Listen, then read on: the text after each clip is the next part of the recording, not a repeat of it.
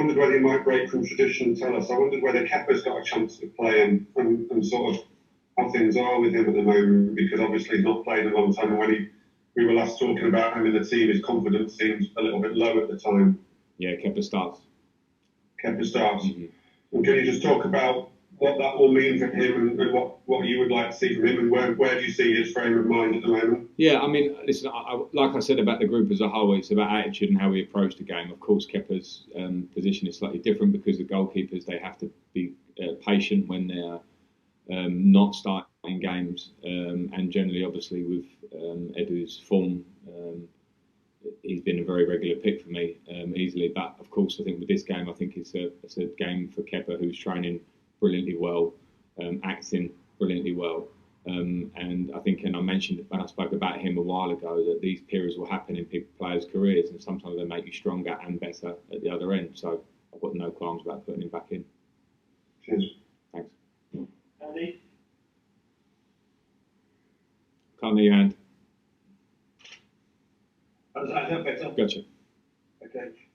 I'm going to stick with tradition myself, and I'm going to ask two questions in one, as I always do. Just following on from Matt there and the question about Kepa. You've said a lot about players that aren't playing, supporting the group and everything. I just wondered if you could tell us how he's been with Mendy, particularly. I mean, as it is, it's not like defenders where you might get a chance to play alongside. It's one or the other, isn't it? But also, I wondered if I could ask you a bit about Timo Werner. He hasn't scored for a few weeks now, and I just, it's obviously not a crisis, but for a player like him, I wonder if you think he's maybe trying a bit too hard. He's got the assists I've seen, but he's not getting the goals. How much that affects him, and whether that Germany-Spain game really may have affected him more than you might have thought. Yeah. Your two questions make me forget the first one sometimes. I know it was about Kepa, but remind me the detail. I won't forget the second part. The detail, Kepa, you want to know how... Sorry, I mean, yeah, how he's been, Kepa, with Edu. Very supportive, and I see that. I see it from afar sometimes with goalkeepers. They work together with Hilario a lot.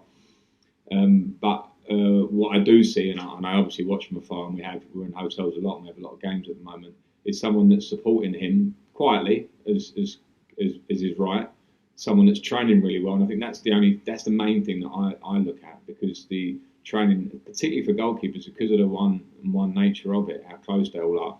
There cannot be one goalkeeper that doesn't train at a level. They have to push each other, and I see that with the group, and I'm very pleased with that from Kepa. So his reaction has been spot on, Andy, absolutely spot on. With Timo, again, I've got no worries about Timo. I think he's come into this league, he's made a big impact straight away.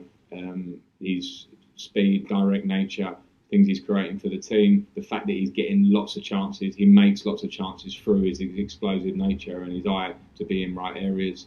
And that I love. I've got no worries about him. Timo's going to be a huge player for this club. He's scored some goals already. Of course, he'll want to be scoring more, and he's missed a couple, but keep getting there, he'll score those goals. I don't think that the Spain game has got anything to do with it, Andy. I spoke to him after that game, and it didn't feel like it was a negative thing that he was going to carry himself. There's been a few games since then. We played up at Newcastle in the next game, and he absolutely ripped on about 5 occasions that game with the ball, and was so dangerous, even though he didn't get his goal. So I just think it's a small moment, as all strikers have, and I've got no worries. And just quickly going back to Kepa, are you under?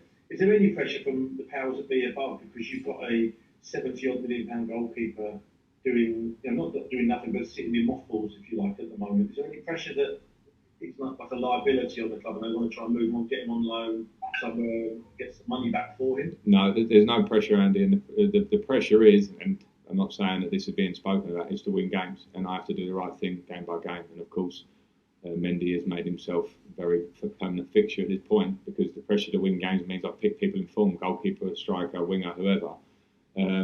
But at the same time, with the game tomorrow, it's obviously an opportunity to give Edu a rest and give Kepa a game. As I say, he's training well, he deserves it. Thank you, James. Hi, Frank. Hi. Tomorrow, maybe a chance for Billy Gilmour to start or get minutes. I just wonder if like you've mentioned already about the incredible strength and depth he's got, particularly in midfield, would you consider letting him go on loan somewhere to get more first team football? Or is he someone you want to particularly stay within your group so you can properly bring him to Chelsea way? Yeah, I think Billy will start tomorrow. And with Billy, I don't want to have that thought or conversation until it will be any point where it would take place. Firstly, when a window opens, and it's not open now. I value him a lot in this squad. You say we have a lot of options in midfield that can quickly change, as we've seen with the winger situation at the club. Hakim gets injured at the weekend, Callum gets injured yesterday, and the numbers are not so great. So I'll make those decisions going forward on his hamstring injury. He's out, and Callum Hudson, Odoi's out. He had a hamstring problem in training yesterday too. I noticed that Jurgen Klopp said you're now title favourites. What do you make of that? Yeah, I'm not sure anyone actually really went for it. I think the Liverpool, Manchester City seem to be pretty much everyone's favourite. I think when they perform like they have over the last 3 years, build up the squads they have over 3 years or 4 years, whatever. Quite rightly so. Even with injuries, when you look at Liverpool's squad and the team they put out last night and to cover those injuries, they had a big squad. Most teams at the top of the Premier League do. Tottenham are in the equation, so are Manchester United, so are others at this point. It's very tight. Any mind games from Jurgen? I don't know, but you can have his opinion on whether it is that or not. I don't know, but no, I think he's pretty clear. I think where we're at, we're in good form at the moment, and but as I keep saying, we have players that have just come in, some younger players, some players that have come into the Premier League. Some of the teams like Liverpool and City have had a lot of success, of very established players in positions that have been performing at really high levels for a long period of output in the Premier League. So we're trying to get there and reach that, and that takes a lot of consistency over the months ahead. First of all, Frank, can I just say you're winning games now. You're finding ways to win games. Like on the weekend when you came from behind to beat Leeds. Is that the biggest positive for you moving forward into what's going to be a very busy schedule? The fact that your team now knows how to win games, aggressive style, and when maybe they need to be a bit, sort of get their hands dirty. Yeah, I mean, we had a really nice period of clean sheets, and that was a big plus because we knew that had been a slight problem early in the season, but we got some consistency in our play to get clean sheets. And then you understand the Premier League's not going to be that. And against Leeds, we started brilliantly for a few minutes. First action they had, they score. So in retrospect, it was a good test for us. What I was really pleased with the game was that the confidence of the team to keep playing in the ways we spoke about before the game, keep pressing the way we spoke about before the game, and not change the plan. And for me, that's a level of confidence in what we're doing. So we must keep that and build on that. Last year, potentially where we were in both boxes in certain games, some tension would arise from not scoring, and then tension at the back means we were possible to concede. That's something that hopefully we're getting better at, but that has to be continuously worked on, I think. Well, once again, we found inside the stadium, and first of all, sense of normality having the back, but a word on maybe what we've seen at some other grounds up and down the country where there hasn't been respect shown to players taking the knee. Yeah, I don't want to comment on other clubs' moves other than the fact that when we at Chelsea at the weekend, when players took the knee, which I believe is for diversity, and I think we had that message has to be very clear, and our fans clapped that message and that moment. So that's just Chelsea Football Club. And last one, very quickly, what are you hoping to get out tomorrow night? Because you've already won the group. What's the real thing you're looking to get out tomorrow night apart from no injuries?